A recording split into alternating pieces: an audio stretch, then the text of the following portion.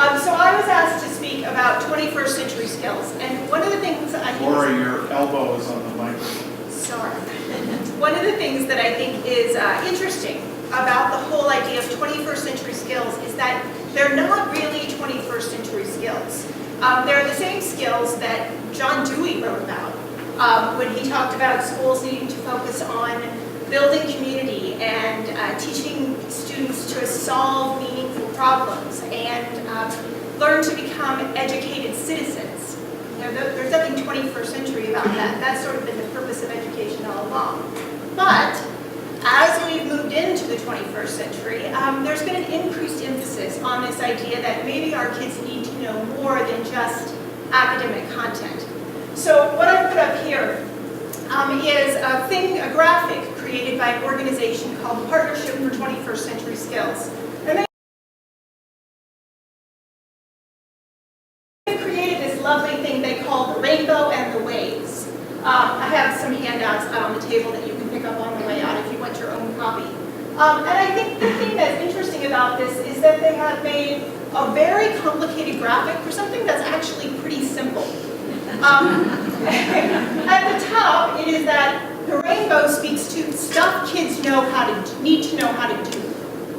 And the bottom, the waves, speak to the conditions that need to exist in order for kids to be able to do those things.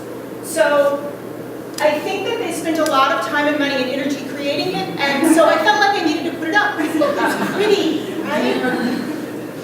The one piece that I really want to focus on is this piece that they call 21st Century Curriculum and Instruction, because that's the work I focus on at Antioch. The Center for School Renewal has been focused on helping teachers achieve their goals more effectively for, 30 years, I think, at this point. So it's something that we're very comfortable talking with schools about. And so for us, this piece about 21st century skills comes down to what we call the critical skills classroom. It's something that was born out of actually a conversation between businesses and teachers and parents who felt like, maybe we could do more in terms of helping our kids be ready to be the kind of citizens that Dewey described. And so they created this model called the critical skills classroom. It's this lovely way of combining experiential learning, problem-based learning, a powerful collaborative learning community, and then whatever externally imposed standards people say you're supposed to be working with, which I think is the thing that makes it really work, because we don't tell you what kids are supposed to learn. We know that whatever is going on in your community is going to determine that. Teachers know what the academic content is. School boards make those decisions, curriculum committees make those decisions, and now we have the Common Core that makes some of those decisions for us, but it all still fits together very, very nicely. For us, the 21st century skills are these. But we don't tell people these are the skills you have to use. We know that more and more schools have a sense of what they want their kids to know, do, and be like.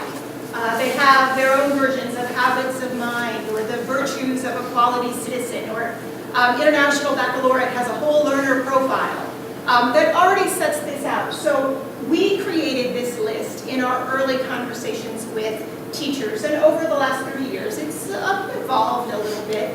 But we find that the basic skills and dispositions here continue to work. Teachers say, you know what, if my kids could do these things, I would be really happy if they could do these with regularity.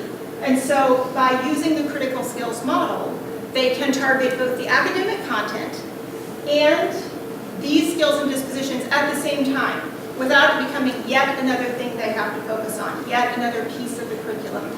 It just becomes sort of the water that the kids swim in. And so this is something that they're doing all the time.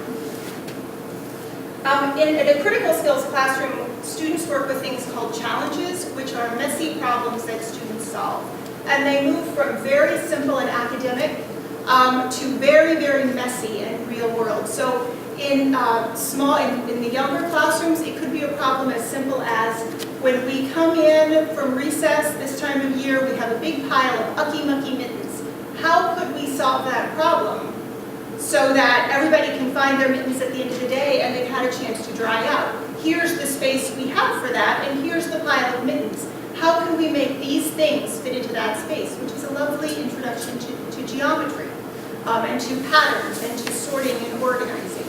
As kids get older, they learn math by, there's a great challenge called the Largest Apple Challenge, where when kids do that ubiquitous apple picking field trip, that all first, second graders do, the principal gets on the bus and says, hey, bring me the biggest apple.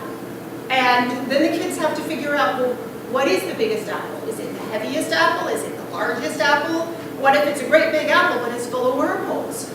So then there's a lot of conversation there about quality and what are they really looking for in the biggest apple?